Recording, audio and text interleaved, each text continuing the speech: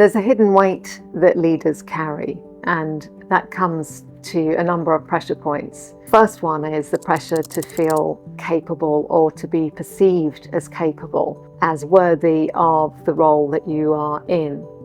Leadership is heavy in ways that no one really prepares you for. And part of that is the pressure to perform, to be seen as capable, to feel like you're worthy of that role, and to not be worried whether your peers or your boss think you're ready or able to do the work.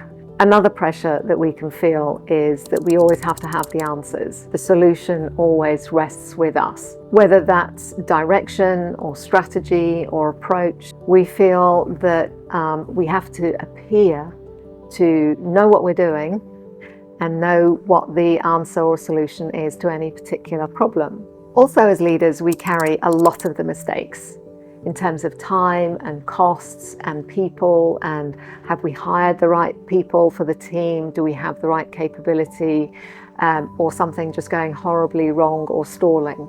Something else I hear leaders talk about is a sense of guilt, a sense of responsibility, that they have to look out for every member of their team, that they need to make sure that every member of their team is acting and operating and performing at the level that they need to. So there's this massive responsibility for how each member of our team is performing, shows up when we're there or when we're not there.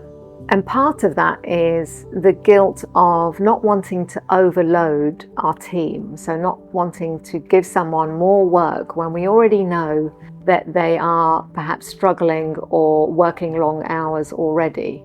So it feels really wrong to ask them to do something else or something extra. And how this shows up often is needing a sense of control, that if we don't hold it all together, it's going to fall apart, that it needs to be done our way or the way that we know has worked for us in the past. For us, this need to control how things play out actually creates a distance between us and members of our team, exactly at the time when we actually need them to come closer to us, when we need them to really lean into a problem or show that commitment that we're looking for in terms of the energy or time or ideas that we're looking for. And while we're in this state of worry about being found out that maybe we're not capable of doing our job, this pressure that we put ourselves under ultimately leads to a place of exhaustion, extreme exhaustion, anxiety, burnout. And what we need in these times, or even in preparation for pressured times ahead, is support.